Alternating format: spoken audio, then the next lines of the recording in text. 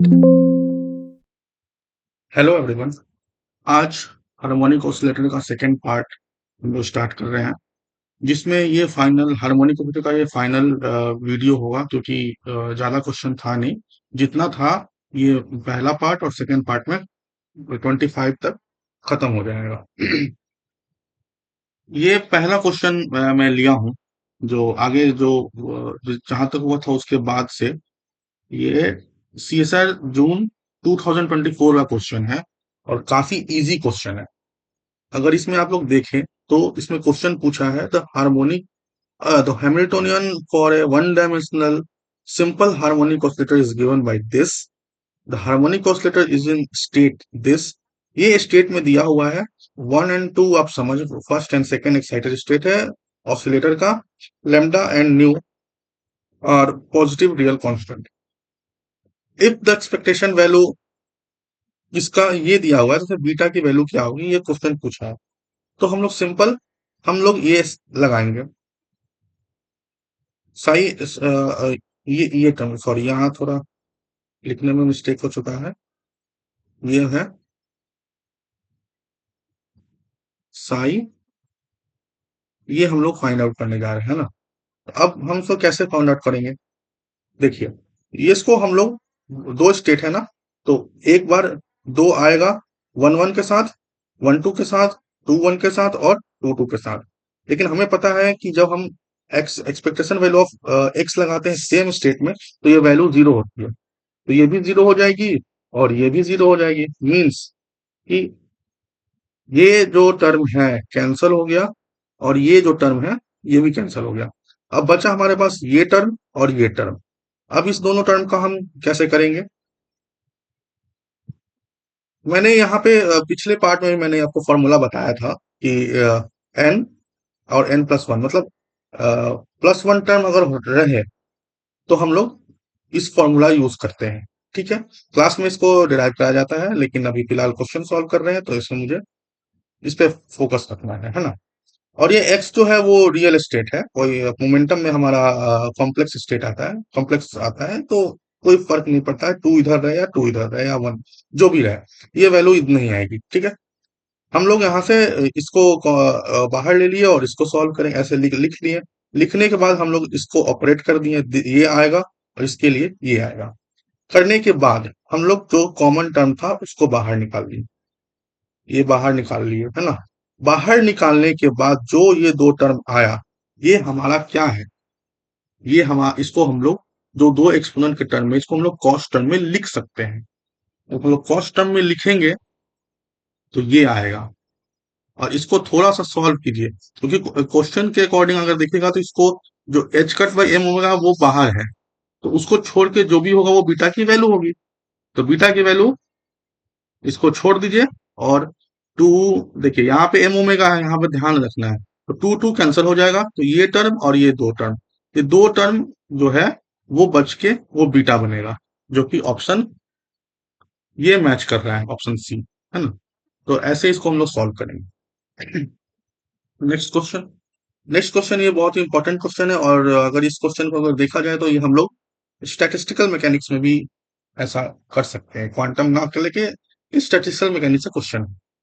चलिए, ये पोटेंशियल अगर दिया हुआ है तो ये हम लोग इस पोटेंशियल को देख के ही समझ जाएंगे कि ये हमारा हार्मोनिक ऑसिलेटर का पोटेंशियल नहीं है। ये हाफ हार्मोनिक ऑसिलेटर है, या ट्रंकेटेड हार्मोनिक ऑसिलेटर्स को बोलते हैं। इसको हम लोग ट्रंकेटेड हार्मोनिक ऑसिलेटर बोलते हैं, जिसमें एन जो है वो सिर्फ ऑड वैल्यूज लेता है, इवन वैल्यूज नहीं लेता है।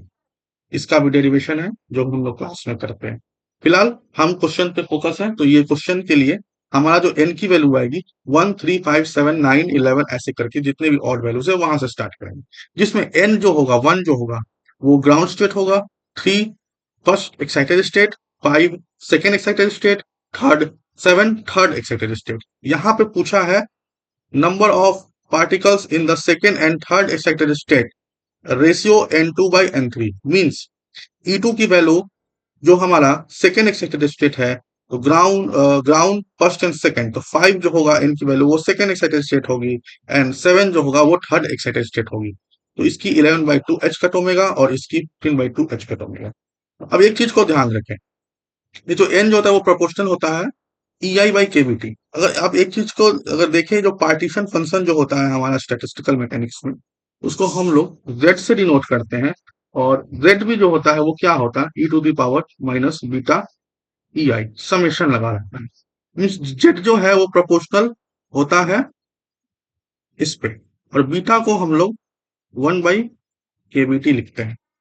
ठीक है, तो यहाँ पे तो इस चीज का, यहाँ पे इस कंसेप्ट का यूज किया गया है। अगर आप पार्टीशन फंक्शन से भी देखें तो इस चीज से यूज किया गया है। तो जो एन जो है हमारा, ये एक, इसको याद रखिए, ये टर्म है जो एन जो है वही पार्टीशन फंक्शन वाला। ठीक है, अब ये पूछा है n2/n3, तो बस इसको लगाइए, इसको सॉल्व कीजिए। सॉल्व करने के बाद हमारा जो वैल्यू आएगा 2h cut by two exponent 2h cut omega by KVT. अधिकतर स्टूडेंट यहाँ पे प्रॉब्लम जो मिस्टेक करते हैं वो इस पोटेंशियल को भी करते हैं, क्योंकि ये ट्रंकेटेड हार्मोनिक ऑसिलेटर है। इसमें वैल्यू 2 3 जो है वो नहीं आएगी, 2 4 ये सब, और उसी उसको अगर आप कीजिएगा तो फिर ये रिजल्ट गड़बड़ हो सकता है। इसलिए इसका जो एक्चुअल आंसर जो है वो ऑप्शन ए है। इसको ध्यान रखिएगा, ट्रंकेटेड हार्मोनिक ऑसिलेटर का पोटेंशियल इस फॉर्म में होता है। नेक्स्ट क्वेश्चन लेते हैं। ये क्वेश्चन है CSI जून 2024। अब यहाँ पे आप ध्यान देखिए, ये भी जून 2024 और ये भी जून 2024।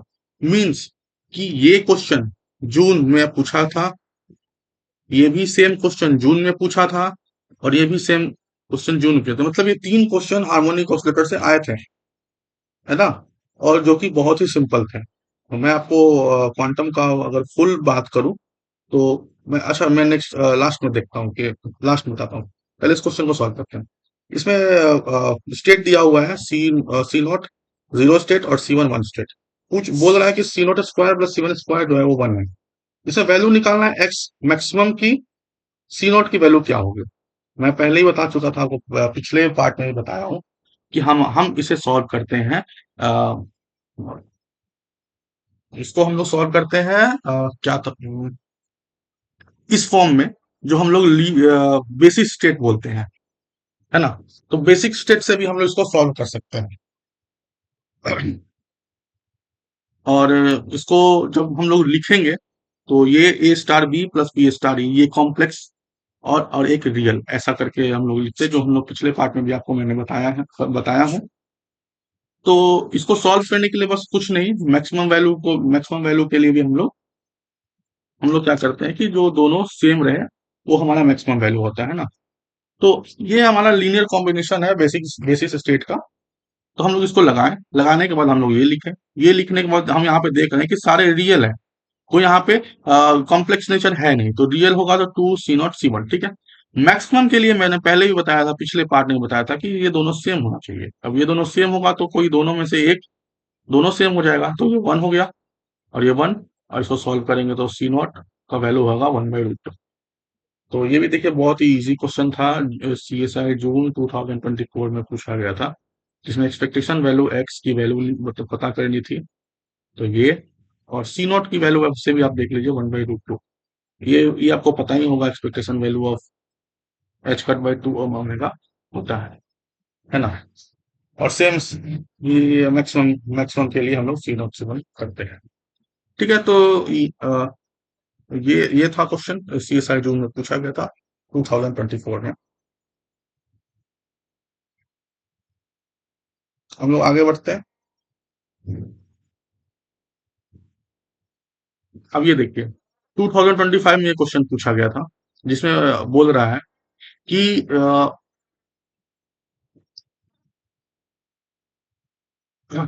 हाँ, एन की वैल्यू पता करनी है कि एन की वैल्यू कितनी है, और इसको ये सेटिस्फाइड होना चाहिए।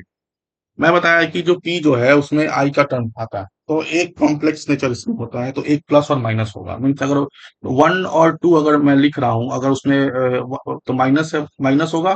2 1 होगा तो माइनस होगा, या 1 2 होगा तो माइनस होगा, मतलब एक प्लस और एक माइनस चलेगा। ठीक है, अब यहाँ पे 2 1 को हम लोग माइनस लिख लिए, -I m⍵h, ये फॉर्मूला पता ही है। 1 2 के लिए रियल हो जाएगा, एक प्लस माइनस। ठीक है, सेम इस तरह इसमें हम इसमें डाल दीजिए। मैंने हमने 1 2 के लिए ये किया था, तो 2 1 के लिए माइनस आई आ जाएगा, ये कैंसिल हो गया। और इसको सिंपली आप सॉल्व कीजिए। तो आपका वैल्यू जो आएगा n = 3 आ जाएगा। तो ये चीज जो है ये याद होना चाहिए। अगर ये याद नहीं होगा तो फिर नहीं सॉल्व होगा। ये याद होना चाहिए, नहीं तो फिर सॉल्व करने में प्रॉब्लम होगी। तो इसको ऐसे क्वेश्चन को सॉल्व करेंगे। ये बहुत ही इजी क्वेश्चन था। n = 3 इसका राइट आंसर है। ये 2025 में पूछा गया था। अब एक चीज ये हो गया, पहला सवाल। दूसरा सवाल देखिए, जून 2025 में पूछा गया है। ठीक है। जून 2025 में फिर ये क्वेश्चन दूसरा क्वेश्चन है हार्मोनिक ऑसिलेटर। इसमें आप लोग ध्यान दें, इसमें ज्यादातर स्टूडेंट गलती ये किए थे कि सिर्फ डी बाई एच निकाल के आ गए थे, और डी एच निकाले थे कम्यूटेटर, और कम्यूटेटर निकालने वाले उनका आंसर मैच नहीं कर रहा था। तो यहाँ पे क्वेश्चन अगर सीधा देखा जाए तो यहाँ बोल रहा था expectation value of D H, expectation value of this commutator, means हमको ये फाइंड आउट करना है।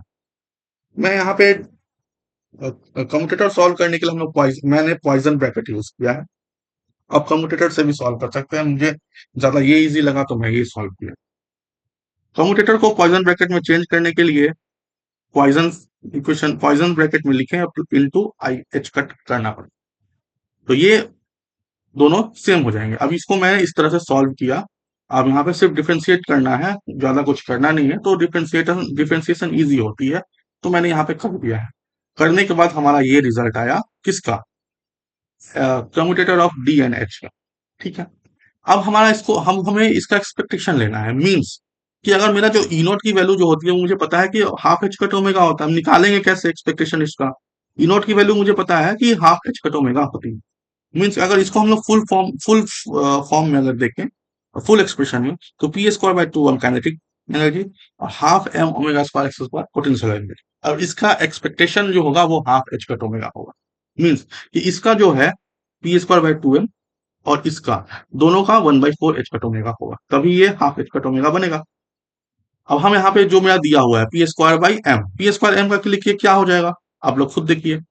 तो हाफ एच कट ओमेगा हो जाएगा। M omega square x square के लिए क्या हो जाएगा, इससे रिलेट कीजिए, हाफ एच कट ओमेगा हो जाएगा। अब इसको यहाँ पे पुट कीजिए, वैल्यू 0 निकलता है, जो इसका आंसर डी है। तो इसको इसको हम लोग ऐसे सॉल्व कर सकते हैं। मुझे कम्यूटेटर सही लगा तो मैं कम्यूटेटर यूज किया। बाकी आप लोग अगर आप लोग कम्यूटेटर से सॉल्व करोगे तो यही आएगा। मैं पॉइजन ब्रैकेट करके सॉल्व किया हूँ, दोनों का आंसर सेम ही आएगा। इसमें कोई वो नहीं है, आप दोनों करके चेक कर सकते हैं। बाकी आपको ये अलग से यूज करना पड़ेगा क्योंकि इसका कम्यूटेटर का एक्सपेक्टेशन पूछा। तो ये दूसरा क्वेश्चन हुआ सीएसआई जून 2025 का, एंड दिस इज थर्ड। ये भी सीएसआई जून 2025 में पूछा गया, मीन्स 3 क्वेश्चन जून 2024 में एंड 3 क्वेश्चन 2025 में पूछा गया है हार्मोनिक ऑसिलेटर्स, और तीनों इजी क्वेश्चन है। ये देखिए, ये इंपॉर्टेंट है लेकिन इजी क्वेश्चन है। इंपॉर्टेंट किस लिए है, क्योंकि इस क्वेश्चन में हम लोग टाइम एवोल्यूशन का यूज करेंगे। क्वेश्चन पढ़ते हैं। Get n denotes the eigen vector of the number operator of the particle of mass m in one dimensional potential v half m omega square x square n is equal to this for the state vector this. हमें निकालना है x x t की expectation value. ठीक है। हम लोग इसको ऐसे लिखने के बाद मुझे पता है कि ये E1 है वन स्टेट में, ये 2 है सेकंड स्टेट में। एनर्जी लगाइए, ये आ गया। अगर ये स्टेट अगर ये हार्मोनिक ऑसिलेटर में ना होता तो हम लोग यहाँ पे उसका लगाते, पोटेंशियल वेल का लगाते हैं। कंसेप्ट तो वही है, बस एनर्जी अलग अलग हो जाएगी। ये हो गया। हमें निकालना है this expectation value. Expectation value निकालने के लिए हमें दोनों लेना पड़ेगा, एक क्रॉस टर्म आएगा और एक सेम स्टेट आएगा। तो सेम स्टेट वाला तो वैसे भी कैंसिल हो जाएगा, तो हम लोग सिर्फ क्रॉस टर्म को सिर्फ लिखे हैं। क्रॉस टर्म को लिखने का तरीका, यहाँ पे ध्यान देने वाली बात है कि यहाँ पे आयोटा लगा हुआ है, मतलब इमेजिनरी पार्ट लगा हुआ है। तो क्या ये ब्रावन में हम यहाँ पे माइनस आई है, तो हम लोग आई पुट करेंगे। देखो मैं यहाँ पे बताया हूँ कि वन को कैसे सॉल्व किया हूँ, वन और टू को। तो वन और टू को सॉल्व करने के बाद ये आया है, और टू वन को सॉल्व किया तो ये आया है। इसको आप लोग यहाँ से ये निकाल सकते हैं, 1/3 2/3 दोनों में होगा, 1/3 2/3 दोनों का रूट दोनों में 1 में होगा। ये करने के बाद इसको सॉल्व कीजिए, फिर वही टर्म आ गया दिस, जो पिछले क्वेश्चन में आया था। अब इसको हम लोग कॉस के टर्म में लिख सकते हैं। कॉस के टर्म में लिखेंगे 2 कॉस ओमेगा टी। ध्यान रहे बात कि अगर यहाँ पे h cut by 2 m omega हर ऑप्शन में है, तो इसको छेड़छाड़ ना किया जाए। ठीक है, इसको साथ में रख लेंगे। अब यहाँ से इसको सॉल्व कीजिए, तो ये निकल के आएगा 4/3 h cut by 2 omega root cos omega t, जो कि ऑप्शन बी में मैच कर रहा है। तो ये क्वेश्चन था। और अगर मैं देखूं तो देखिए, आप यहाँ पे 3-3 क्वेश्चन पूछे हैं सिर्फ हार्मोनिक ऑसिलेटर्स। अगर मैं क्वांटम मैकेनिक्स की बात करूं तो क्यूएम से हर साल लगभग 35 से 37 मार्क्स का, 35 to 37 मार्क्स का क्वेश्चन बनता है। और आप यहाँ पे खुद देख रहे हैं, 3 क्वेश्चन हार्मोनिक ऑसिलेटर से दिया गया था और तीनों इजी क्वेश्चन, है ना। तो अब ये मुझे पता नहीं है कि कौन 5 नंबर में थे, कौन 3.5 नंबर में थे, लेकिन आप देख सकते हो कि तीनों के तीनों क्वेश्चन इजी थे, जो कि काफी इजी सॉल्व हो सकते हैं। ठीक है, बने रहिए। ये हार्मोनिक ऑसिलेटर का सेकंड पार्ट था, और जो आखिरी पार्ट है, हम लोग इसको आइडेंटिकल पार्टिकल्स या हाइड्रोजन एटम किसी को भी स्टार्ट कर सकते हैं। तब तक के लिए पढ़ते रहिए, सॉल्व करते रहिए।